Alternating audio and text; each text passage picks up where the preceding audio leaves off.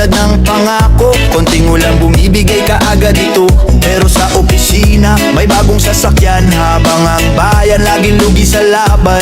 Hey! Hanggang kailan kami mabibiktima ng gawa-gawang proyekto na pahirap lang? Mukha kayong naglilingkod, pero bulsa nyo ang tunay na nilalaban. Paldo si kontraktor, hey! Habang si Juan, laging lugi sa bayarin. Paldo si kontraktor, hey! Pera ng bayan sa bulsa nila dumidiretso rin. Bakit ganon? Kami naghihirap, sila'y nagpapalago ng kaban. Paldo si kontraktor, pero ang proyekto balpak naman.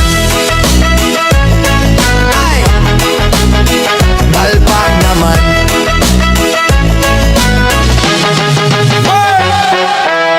May tulay daw na itatayo, pero taon na pundasyon lang ang meron. May eskwelahang dapat tapusin, pero bubong pa lang ang nakikita sa larawan. Mundo raw ay nakalaan na, pero bakit parang may nawawala? Hanggang kailan mananakaw ang pag-asang para sa masa? Kung tunay ang malasakit, dapat bayan ang inuuna, hindi yung sweldong lumolobo habang ang tao'y laging kinakawawa. Aldo si kontraktor, hey! Habang si Juan, laging lugi sa bayarin. Aldo si kontraktor, hey! Pera ng bayan sa bulsa nila dumidiretso rin.